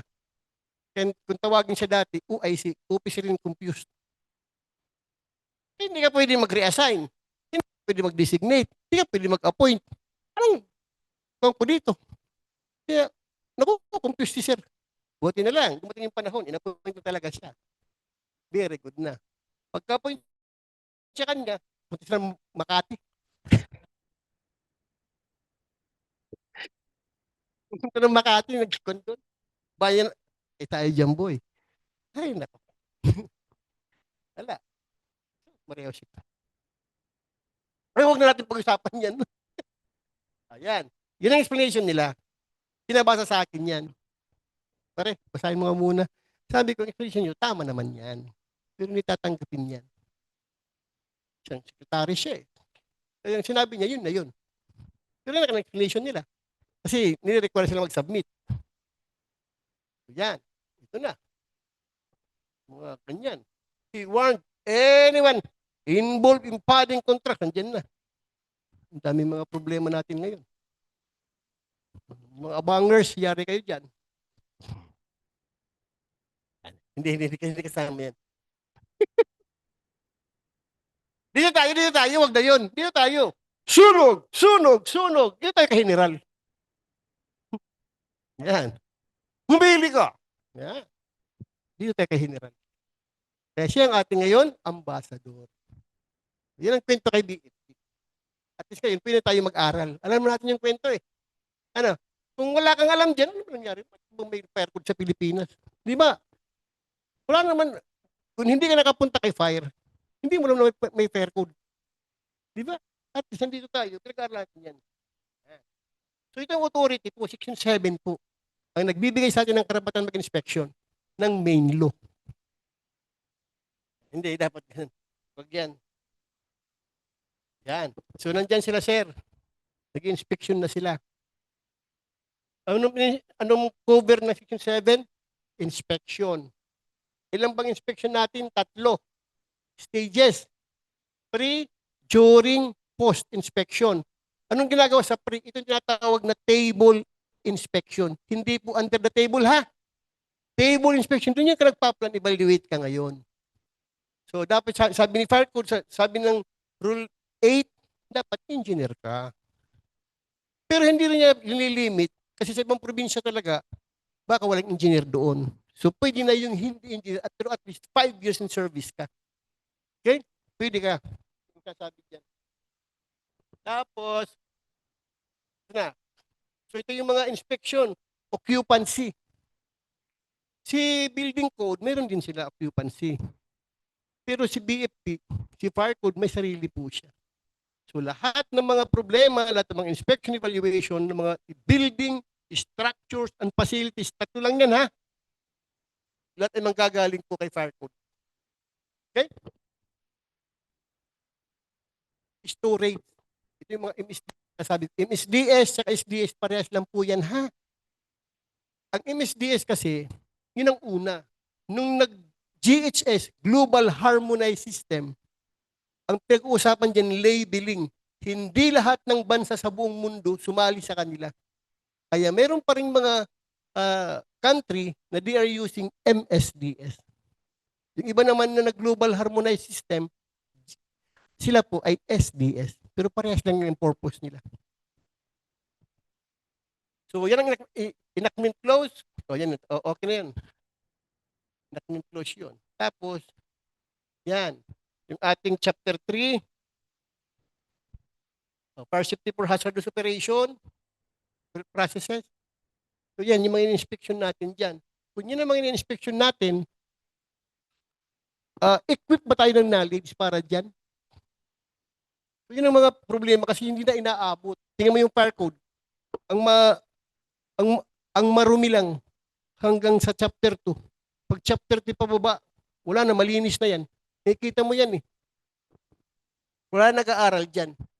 Kasi wala sa ating expert dyan. Walang expert sa atin pag 3, 4, 5.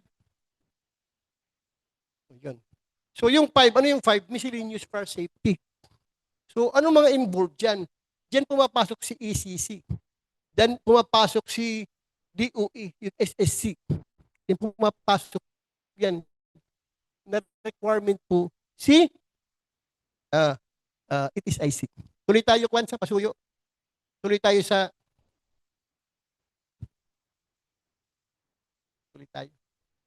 Kasi wala pa, 2:30 pa lang, mga busog pa tayo, no? Busog pa kayo? Kasi wala nang merienda ito. Ang sunod uwian. Uwian. Okay.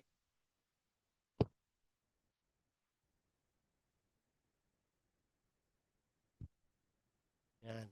So, dito na tayo. So, Rule 10.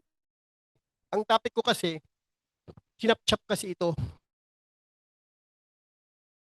Kasi nag-invite tayo ng mga speakers from dito. Papasuyin ang tubig. Yung mga speakers natin, yung mga professionals, yung mga counterpart natin ito, so pinag-chap-chap ito. So yung topic ko lang sa inyo, yung general provisions. Again, uulitin ko sa inyo,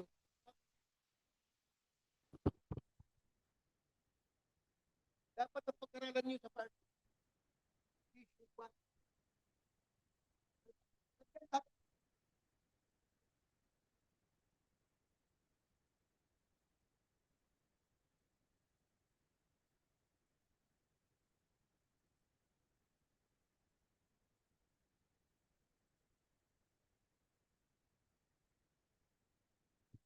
nagliwaliw.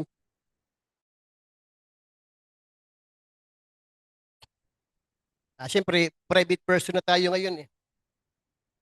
Nagliwaliw. Kaya yung mga pinupuntahan ko, mga tataas na mga building, ewan ko, nagpapaniwala sila sa akin, titingnan ko lang, pagbaba ko, i-GCash na. Kunting bola, i-GCash muna. Yan ang trabaho natin ngayon, mambula lang. Kasi ganito yan, ganito yan. Ganun ba? Okay. Pag yan, may sobre na yan, boy. Naniniwala eh. Kung hindi naniniwala, wala tayong magagawa. Kaya halata na ng palataya sa akin, binibira ko. Kaya, yan. Saan ba yan? Rockwell. Rockwell po yan. Ito saan ito? Pumunta tayo sa Taguig. Sa Taguig yung mga yan. Nakikita mo naman yung kanal. Yung Grand Canal. Doon tayo nagliliwaliw. McKinley. Doon tayo. Okay? Minsan na-invite ka dito. Itong mga doom tank na yan. Ano man requirement dyan? Pumunta ka sa genset. Ano man requirement ng genset? Dapat may containment. Every time you conduct inspection, pan-evaluate ka. Gaano ba kataas ang inyong containment dito? Kasi kung gaano kalaki yung tangke, yun dyan ang containment mo.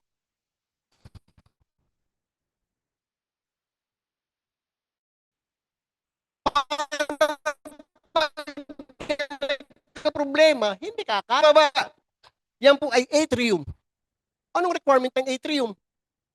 Dito, yung mga bulk storage mo. So, anong mga requirement dyan? So, si fire code parang naikot mo siya. Okay? Division 1, sabi ko, di ba kanya merit ko? Hanggang 21 divisions yan. Pagdating mo sa 20, high-rise. Mayroon na po kayo yung interpretation ng high-rise. Mayroon silang magnatawag na occupiable spaces. May bago ngayong memo niyan. Pagkadating sa 21, ito ang operating procedures. Ilang beses ka nagkakandak ng fire drill, nandoon yan. Yung mga drugs, pinagbabawal, lahat ng exit, bawal ang may mirror. Doon makikita yan. Sa exit, pupunta ka doon, nakikita mo yung mukha mo. Bawal yan kasi mamaya makukonfuse din yung tao. Baka susunod, nanalamin pa na susunod, nanalamin pa siya. Pinagbabawal, doon makikita yan. Okay? Building classification based on mga type ay building code po yan. Sabi niya dito, deals with life safety from fire and light emergencies. It covers construction. Nandun sa main law siya kanina. Protection and occupancy.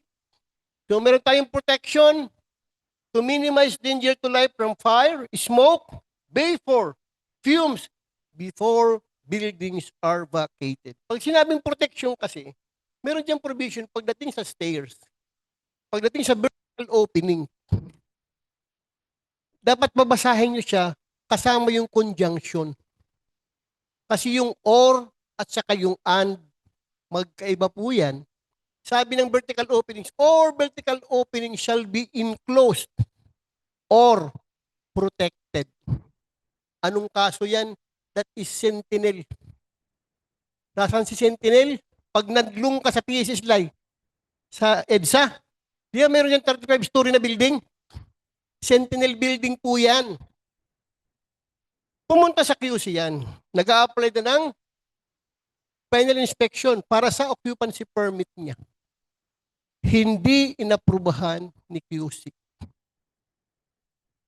Kasi yan, dito yung hagdan niya hanggang sa baba, from the topmost floor hanggang ground floor. Ang kabilang hagdan niya, from the 35th floor, pagkadating ng 10th floor, naging ramp. Bawal daw yun kasi walang protect na. Pero sabi ni Fire Code, sabi niya, pag binasa mo yan, pati sa stairs, parehas ang provision yan, saka sa vertical opening, all vertical openings shall be enclosed. Pag sinabing enclosed, you are using fire system materials. Pwede mo malagyan ng pinto yung mga ramp. Hindi mo malagyan ng pinto. Hindi na ramp yan. Kasi ramp, car ramp. So paano siya magiging compliant? Lagyan, protectionan mo. Kasi nakalagay doon, enclosed or protected. Tagalogin natin, enclosed o di kaya protected using water curtain, sprinkler. Pero kung and shall be enclosed and protected, o silang dalawa. Kaya sabi ko dito sa National Office, napunta yan dito, sabi ko basahin kasi natin muna ng provision bago tayo mag-conclusion. Ano sabi niya? Or, okay, pwede ito. Anong requirement mo ngayon sa spacing between sprinkler head? Doon ka sa minimum. Ano bang minimum niya? 1.8 meters, 6 feet.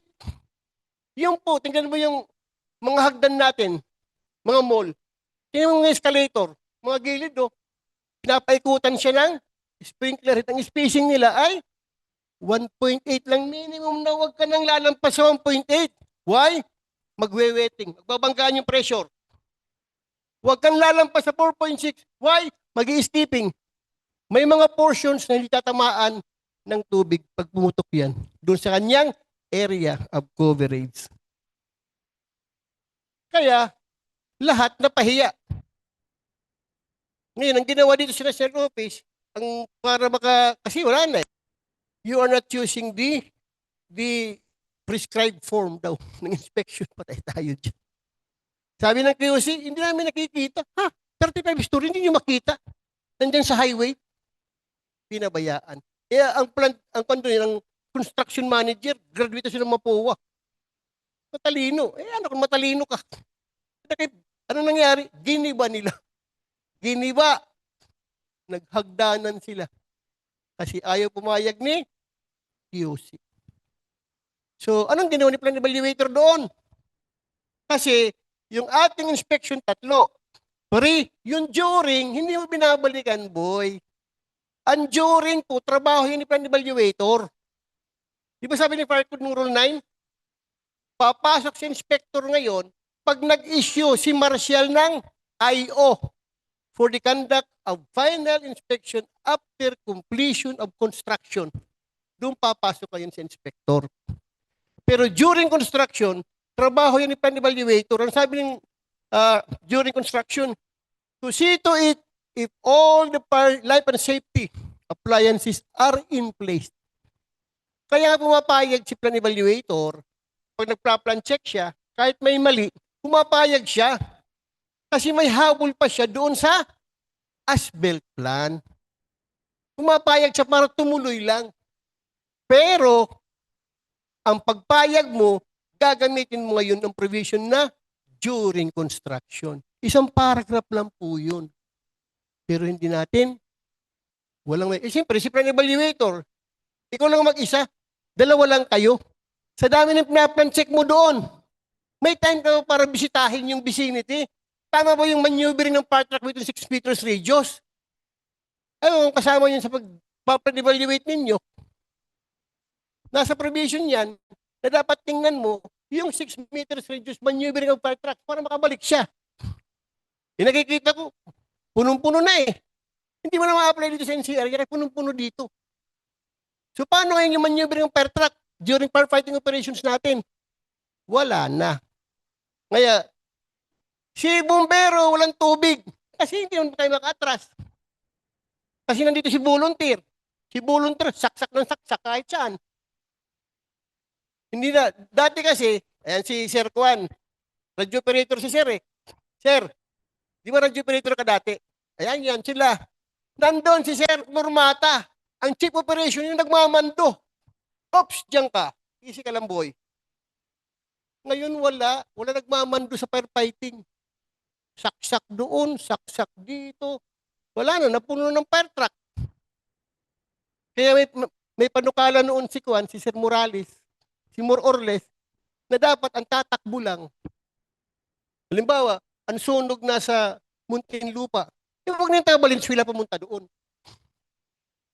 Di ba yung volunteer kasi kahit saan eh.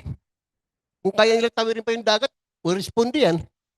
4B, responde yan. Kasi hindi nila kaya yung dagat tawirin eh. Kasi pagdating doon, nagpo-congest. Siyempre, si Marshall, busy yan.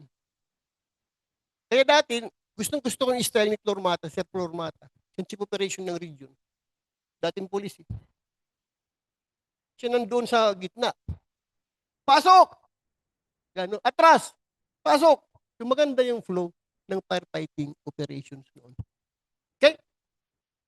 So yan ha. Ngayon na naman. At natitigil na ata ako. Puro kayabangan, tumigil ka na. Wala pa. 240 pa lang.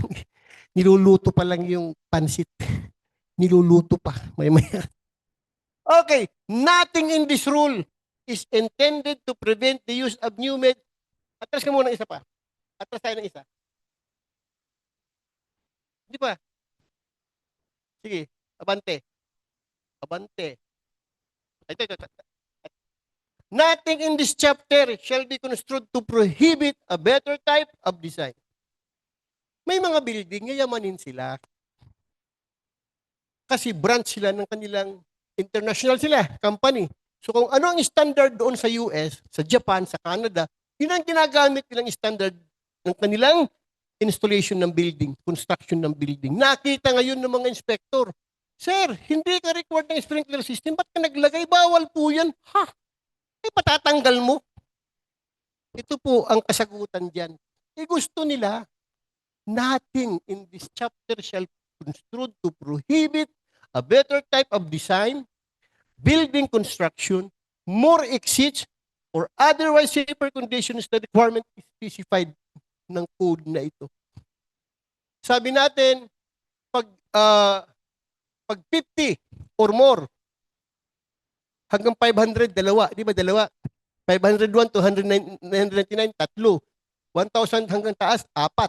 Gusto nila, marami silang, kahit saan sila pumunta, hagdan eh. Pagkalaman yan sila. Okay. Ngayon, may bagong provision RR. Pa-next muna. Ito. Huwag nyo nang hanapin yung mga ULFM ha. Hindi na yan uso sa revise. Anong sinabi niya? Nothing in this rule is intended to prevent the use of new methods or devices.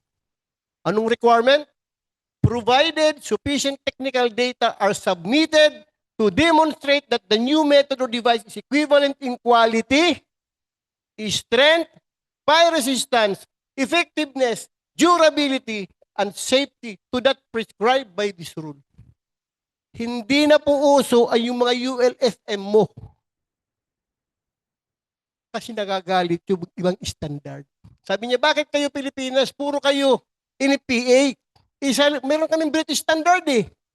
Yun ang gagamitin namin. Kaya dito po inilagay yung provision na yan. Take note ha, take note ladies and gentlemen. Wala na. Kasi ang intention ng ating affidavit of undertaking ay nawala. Yung affidavit of undertaking na yun, ako ang nag-draft niyan.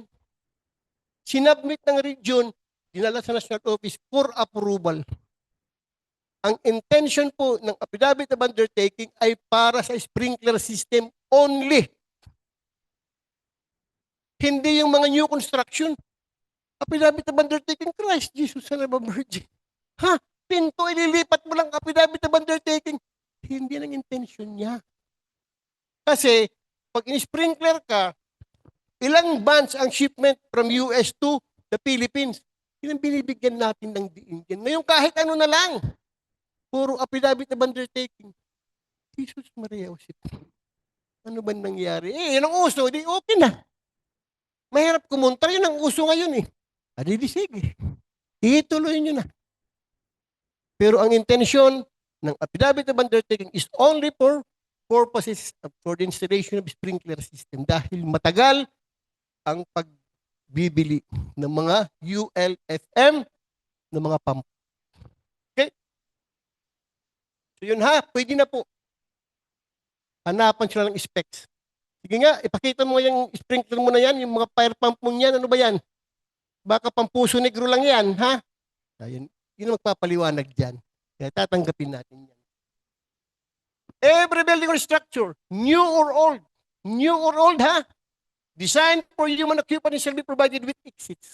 Pag ang building po walang exit, huwag na mga NTC yan ha? nuisance ka kagad. Punta mo si nuisance. Nandun eh. Pag wala kang secondary exit, ikaw ay public nuisance.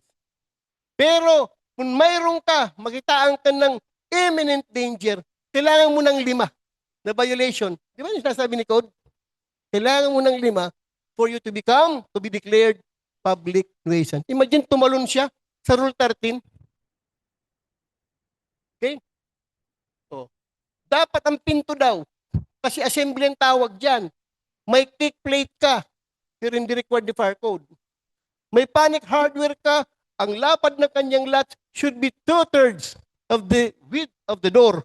Ang taas niya should be 76 centimeters to 112 centimeters. Ang push niya dapat 7 kilograms force. Dapat may self-closing device ka. Ang self-closing device mo hindi yung nabibili sa mga hardware. Yan ay fire resistive po. Hindi na susunog yan agad-agad. Kung meron kang vision panel, tingnan mo yung kanyang pinto, ang pagkagawa, ano ba yan? Bakal ba yan? Kasi kung bakal yan, ang dimension niya should be 0.84 square meters. Pagkahoy yan, 0.46 square meters. Yun ang laki ng ating vision panel. Imagine kung yun ang knowledge mo, oh, pinto pa lang, ang dami mo ng yaw-yaw. Takot ngayon, patay tayo dito. Panay dagdag dun sa sobre. Panay dagdag. Nakakahiya, ang daming sinabi. Kaya pag kamay sa'yo, oops, medyo makapal ng konti. Sir, kasi ano na, tukbo baka mahulog. So hindi ka na fire extinguisher ngayon. Hindi ka fire extinguisher na inspector. Ang dami mong yaw-yaw eh. Kaya ako parang inspection kami noon, hindi ako tumitigil eh. Pupicture lang ako, plak, plak. Sunod ng sunod sa akin. Sir. Pero wala yun, kunyari lang yun. Kunyari lang yun. So yun po, pinto pa lang. Dapat compliant kagad yan. Every building structure shall be designed. Walang problema, nasa plano yan. Papa-approve sa'yo. Constructed, ay kakabit nila yan. Equip, bibili yan. Ang problema mo, nami-maintain ba? Ilan ba dapat yung smoke leak? Leak smoke ng ating mga pinto? Pag naglapat na yung dalawang, ilan ba? 1/8 o kaya 1/16 lang. Bakit ang ating pinto naging tulip? Bakit naging 2 doors? Kasi sabi ni fire code, ang maximum, ang minimum ng pinto ay 71 centimeters. Ang maximum ay 122. Imagine saan ka nakakita building sa mga stairs. Ang kanilang pinto 3 meters. Ang hirap itulak. Kaya pinuputol. May batas din dyan, di ba sa mga hospital? Pag ipinasok yung bed, hindi magkakasya. So meron pa siyang maliit na pinto. Bubuksan. Allowed ba? Allowed. Kung ang isang door ay compliant. Okay? Ganun naman batas dyan.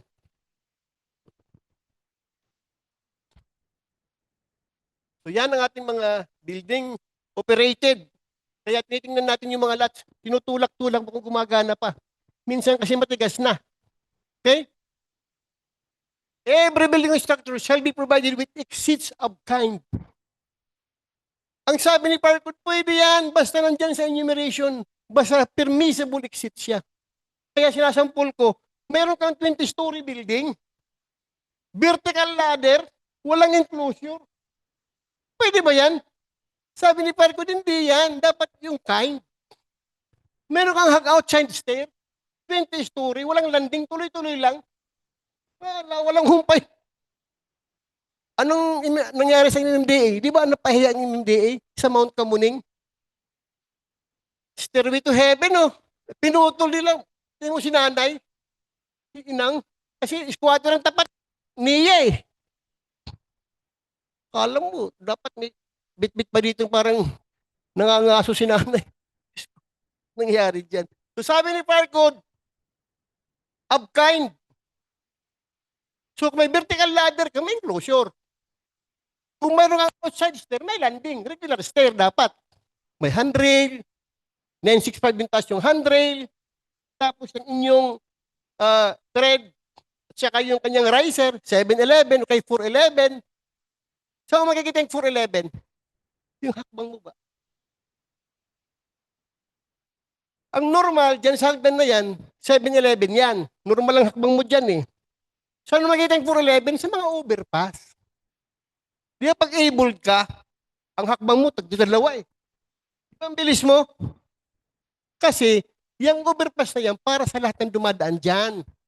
Matanda, may sakit, buntis, bubuntisin pa lang, yung virgin, yan nagpara sa kanila yan kasi ang virgin, ganun lang humakbang. Di ba? Masinsin 4 inches lang eh. 4 inches yung riser, yung thread, ay, kaya 711 plus 2 yung kanyang nosing. Nandun nakalagay yung ating non-slip device para hindi madulas. Tingnan mo yung hagdan dito. Umakyat ka. Dati walang non-slip device yan. Yun. Hanggang makarating ka dito. Sabi ko, patay tayo dyan, boy. Wala. Ewan ko kung meron na. So yun po yan ha. Piniprepare pa. Wala pang alas 3. Yan. Every exterior building or structure shall be arranged and maintained to provide free and unobstructed. Yung iba kasi, naglalagay sa mga gilid, Sir, ano yan dyan?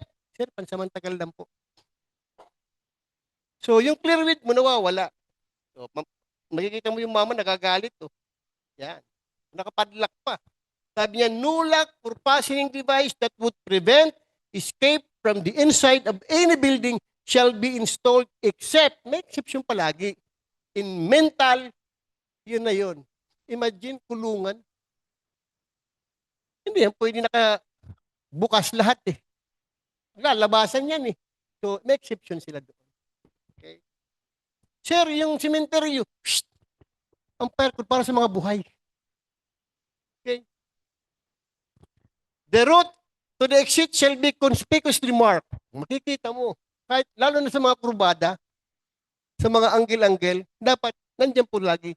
A doorway not constituted an exit shall be marked to minimize possible confusion. So may mga building ngayon, na pag dumiretso ka dyan, akala mo may daanan pa.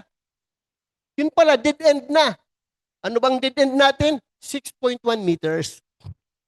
Pag sumubra ka ng 6 meters, dead end na yan. Anong kailangan natin? Common path of travel. Ano ang requirement sa common path of travel? Ang common path of travel, ang corridor na ito, it will be constituted as common path of travel kung ang gagamit yan, walang ibang direksyon. Papunta lang talaga doon. Kasi yung patros pa siya pa dito, ay hindi siya common path of travel. Dapat isang direksyon ka lang. Kung saan ka man galing, papunta ka sa hagdan. Yung isa, papunta rin sa hagdan, puro punta hagdan sila. Para ma-constitute yan na common path of travel. So, during evaluation, tingnan nyo po ang mga location ng hagdan. Okay? Kung ang kanyang direction ay isa lang ang pupuntahan. Okay? Reliable illumination. Ano ba yung standard? 10.7 lux. Illuminance. Ano ba yung kanyang lux? Yung po ay 0.002. Ay, yung standard, 0.005 lumens per square centimeters. So, makikita yan sa mga sinihan. Sa mga theaters, yung madilim, tangit naman maliwanag, paano ka manunood dyan? Paano ka hahalik sa katabi mo? Dapat 0.002 lumens per square centimeters. Kaya pagpasok mo madilim, pero maya-maya, mga 5 minutes, maanaaninag mo na lahat. Di ba? Kaya pagpasok mo, huwag ka munang pumupog. Ha? Huwag mo nang birahin kasi nakikita ka ng mga tao. Anong gagawin mo? Lingon ka sa likod. Saan ka uupo? Doon sa KKK. Kataas-taasan, kadilim-diliman, sa kasuluk-sulukan. Doon ka maupo. Pwede mo na gawin ng mga balak mo doon. Okay? So, 0.002 lumens per square centimeters. Yun po yung aninag. Ayaw na. Pati yung nagutom na yung kuwan. Pati next.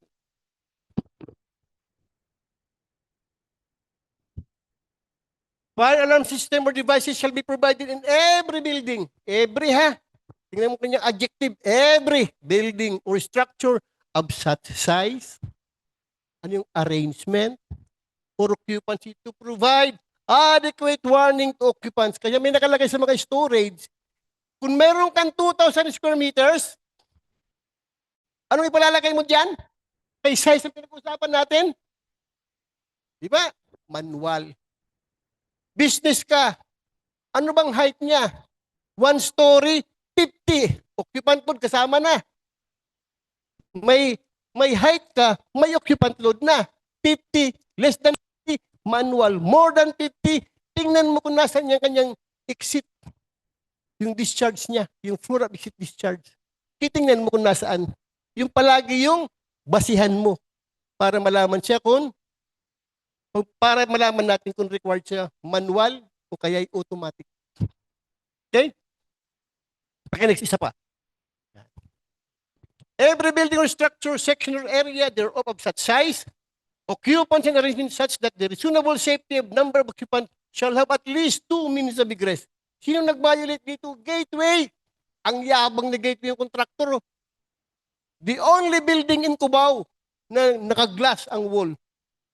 Sabi ni QC, very good. In-inspection ngayon. Walang hagdan si Gateway. Puro escalator. Laglag. Sino naglaglag dyan? Si Engineer Mejia nag-inspection yan. Si Sir Mejia siya yung hepe ng valuation sa QC. Laglag si Gateway. Tingnan mo yung Gateway ngayon. May hagdan papuntang Farmers. May hagdan papuntang parang di ba? Papunta doon sa kabila. Puro escalator. May makikita mo sa mga mall, SM. Di ba SM? May escalator pero mayroon talagang regular stair. Kasi ang mga escalator, hindi sila permissible exit. Pwede ka dumaan dyan, pero hindi sa kasali sa bilang. Yun ang mga rules dyan. May nakalagay doon, shall at least have means of egress remote from each other. So, ang remoteness, kukumpitin mo yan, may sprinkler ba? 1/3 diagonal, not less than 1/3 diagonal. Walang sprinkler, not less than 1/2 of diagonal. Papasok dyan. So, as to minimize the possibility of both may block by anyone, fire or other emergency conditions. Okay? So, yun po yung mga pinag-uusapan dyan. So, during your pan-evaluations ninyo, gamitin ninyo yung 1/3, 1/2. Anong pinag-uusapan? Pinto lang ba? No. Exit access. Lalo pag malapad masyado, exit access. Ano bang exit access? Yung leading to an exit. So, tingnan mo ang area na ito, just like here, nandito ba yung most remote portion ko, nasa gitna po ako, papunta dyan, papunta doon, so dito ka magsukat. Para makuha mo yung 1/3, 1/2 of the diagonal remote from yung kanyang exit or exit access or ang ginamit na naman. So, tingnan nyo yung provisions palagi. Okay? Sa pinibalibalis mga gamit nyo yan. So, parang ganon. So, kung mayroon pa siya dito, occupant, pero ito ay kanyang access na, so, pwede mo hanggang dyan ka lang. So, depende. Case-to-case basis po ang pagkukompute ng ating remoteness of exit. Isa pa. Yan. Ito sinasabi ko sa inyo. Ang ginamit na dito ang ginamit niya ay or. Vertical building shall be suitably or. Kaya ito yung sentinel. So kung gagamit ka ng enclosure, you will be using fire-resistive materials. Pag ang particular yan na means of egress ay hindi applicable, just like mga ramp, hindi applicable yung enclosure dyan. Ramp nga eh. So gagamitan mo ngayon ng protection. Kaya nakalagay dyan, or. Kaya sabi ko nung nagdidebate kami, basahin kasi muna natin ang provision. Tapos pagkasunduan natin kung papayag kayo dyan. So meaning to say, lahat ng mga vertical opening, pwede mo i-enclose o kaya open lang siya pero kasi may provisions din ang fire code. Sabi niya, pag meron kang 3 communicating floors, di ba meron? Pwede walang enclosure provided naka-sprinkler po siya. So again, titingnan mo yung mga provision na magkadugtong. Kasi si fire code, magulo siya basahin. Hindi siya pinagsama-sama. Minsan dito pwede. Pagdating mo sa ibang part naman, sa dulo, bawal. Kaya dapat, you have to read the fire code as a whole para maintindihan mo. Pero ang payo ko sa inyo, Division 2 to Division 7, be familiarized niyan. Hindi ka na maliligaw. Doon mo yan maintindihan, ito pala si fire code. Kasi dati nag-aaral kami ng fire safety engine, naguguluhan din ako. Ano ba itong pagbasa nito? Ayun, nakita ko, anong unang binasa ko? Table of contents. Laman itong mga table of contents na, itong pasadan niya. Tapos tinandaan ko yung bawat figure niya. Section 10.2.5.3. Yung 10, rule siya. Yung ko rin nakikita sa table of contents. Yung 2, chapter siya. Yung 5, division. Minsan bigras ito. Tapos may section. Paragraph A, subparagraph 1, item. Kaya in violation of item number 1, subparagraph 1, paragraph A, section 3, division 5, chapter 2 of the rule 10 of the IRR, RA 9514. Alam mo kaagad kung nasaan siya sa fire code. Kasi pag tingin din mo, hindi mo alam kabisado mga figure, pag anong-ganong ka, sabi ng taxpayer, sir, ng anong pitch natin makikita yan. Saan ko ginamit yan? Yung sumabog yung Tete Marcelo. Sabi ng mga lawyers natin, wala tayong jurisdiction kasi walang usok. So, paano ngayon? Paano tayong imbestigahan? Nasa fire code ba yan? Sabi ng mga lawyers, wala po. Sabi ko, nandoon. Nasaan? Kaya ginanong, ito po. Nasa dulo pa siya. P ay nandito lang pala ito. Kaya kung bababasahin mo si table of contents ngayon, mapapamilyar ka. Ito yung laman ng kuwan na ito. Ng chapter na ito. Itong laman ng section na ito. Para makakabisado mo. Lahat ng mga gumaling, ang unang binabasa, table of contents. Para malaman mo yung laman ng libro na yan. So doon tayo doon tayo mag-start sa table of contents. Hindi ba kasi nagmamadali? Sabi sa bookkeeping kagad, may lakad ka ba? Ito ka muna. Pamilyarize mo muna, ito yung mga pinto. Door. Ano bang una? Door, pinto. Okay, Nakabisado mo ng Division 5. Division 6, una, apartmentation, interior finish. Di ba yun nandoon? Makakabisado mo siya. Kaya, habang binabalik-balik mo, table of contents ka lang, table of contents, mapapamiliarize mo yung fire code. Yun ang payo ko sa inyo. Effective po yan para maintindihan mo si fire code. Okay? Baka mapanish yung merienda nasa likod na. Tirahin muna natin. Okay, break muna tayo.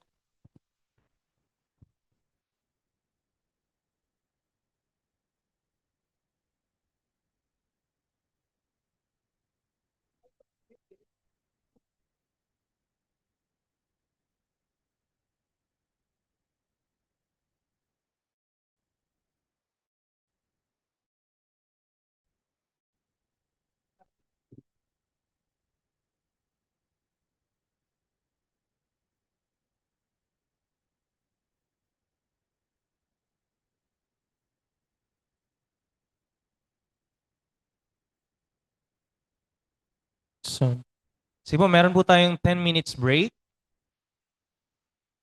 And pwede na po kayong pumila for the merienda. Balik po tayo ng, it's already 3:04. Balik po tayo ng 3:15. Thank you po.